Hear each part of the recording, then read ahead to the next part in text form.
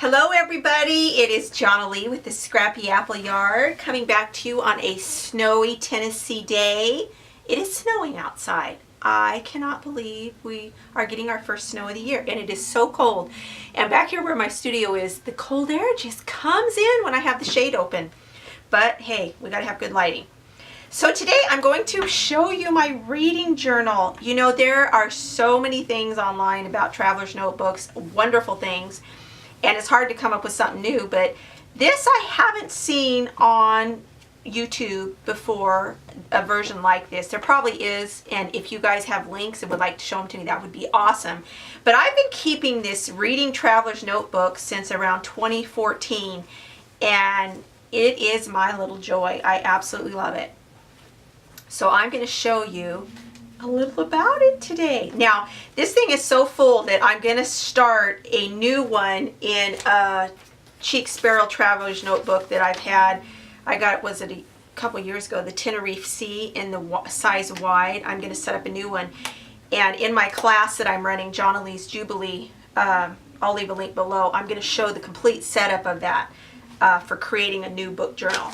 But this, we're going to show this one today.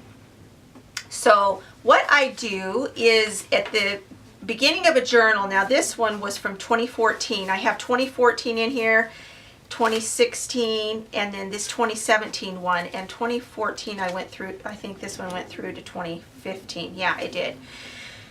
So I would love to keep one of these a year and do that much writing, and that's kind of one of my goals for 2018. But anyway, I love recording about my reading life. When I do this, I find that I read more, and I love going back and reading my own little reviews on books, what I thought of them, what maybe I was doing while I was reading them. Yeah, so in the beginning, on this inside flap of my Midori number 13, I start keeping a list by month of what I finish. In here isn't the books that I've started and haven't finished. It's just the books that I finished. And then as I finish one, I just write it in. And I absolutely love going back and looking at these and seeing my year in books. And at this point, I wasn't rating them. Later on, I rated them, and I wish I would have rated them from the beginning, from 1 to 5 stars like Goodreads does. And in Susan Hill's book, Howard's End is on the Landing, which I just love that little book. I put a quote in here. I love the book. I love the feel of a book in my hands, the compactness of it, the shape, the size.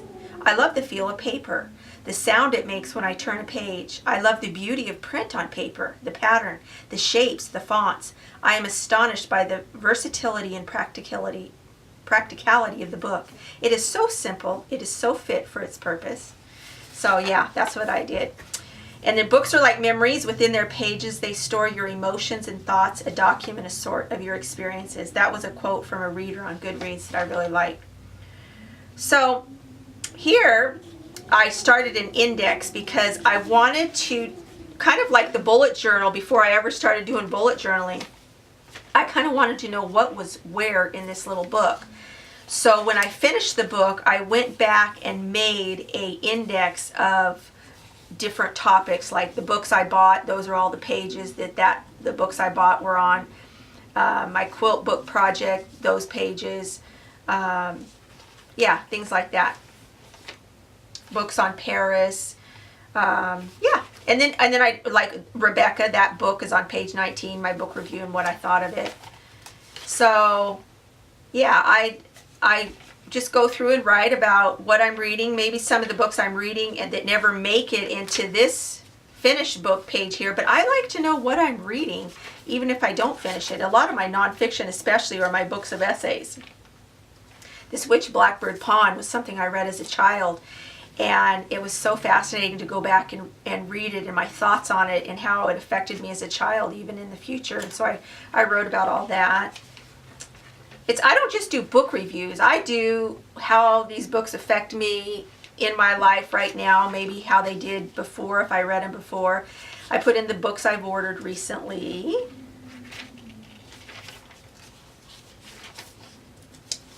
Let's see.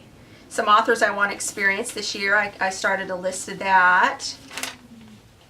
2015. Yeah, this is 20. I didn't do much in 2014. Let's see, when was my first entry?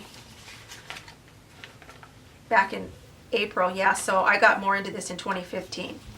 Here I put my reading goals. So at the beginning of the year, I like to do my reading goals.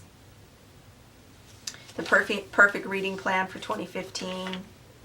My fiction reads, my nonfiction reads, my yearly book projects, books I've started and want to finish. Put a picture of me in there at the time. How many pages I read, I started keeping track of that. Now, that didn't last. So yeah, it's a lot of fun to go back through these little books and see what I thought of my reading life, and it just brings back so many memories. So my grandson and I, we were at Starbucks hanging out. Sometimes I put little things on there when I want to make it stand out.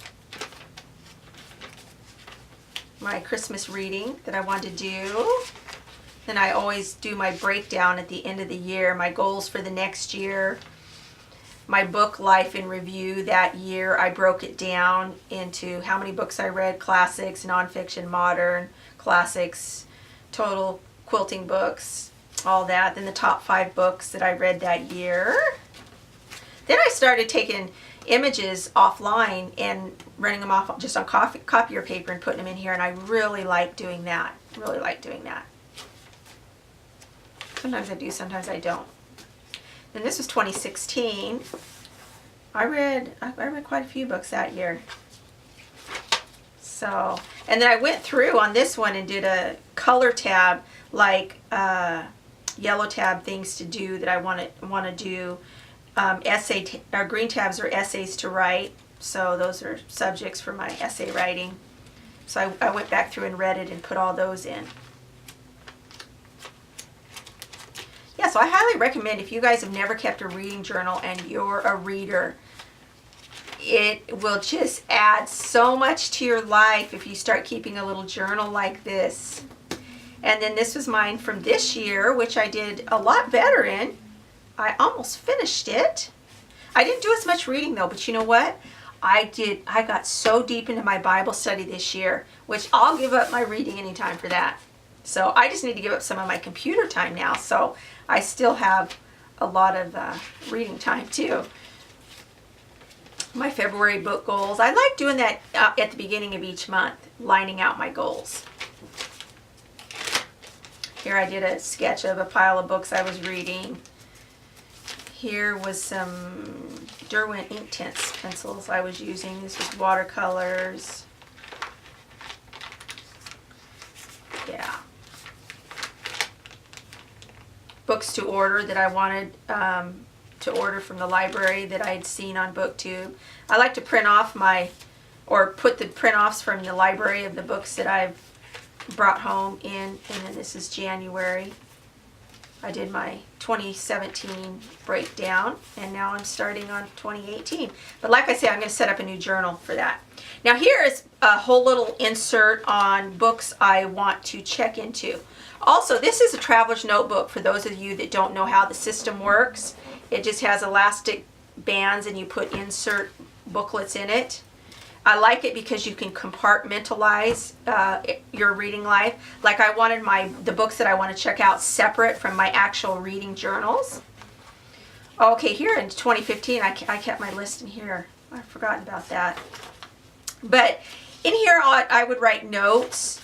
These were all recommendations from the book Howard's End is on the Landing, and I wanted to keep track of those, so I wrote those all out. A list of authors I wanted to read in 2015. Here, my books to read. I started putting a library together of the books that I actually have. I didn't keep up with it, but it was fun when I did it. Writers on Literature, that was a great book that I enjoyed taking notes of different authors and what their favorite books were. Books to check into that are being adapted into films in 2016. I was actually just watching a movie this morning by Words of a Reader of some new ones that are coming out this next year. all of Ernest Hemingway's books, Audible books, editions to collect. I have a tab for that. Sometimes when I see an article in the book page, I'll put it in my little book journal. Here's some more of those. I went through that book page and pulled out books that I want to not forget about. This was projects. Here is books to find secondhand. I kept a list going of that. And then series to find secondhand. I wanted to keep track of the books that I actually had here. Books I bought in 2016.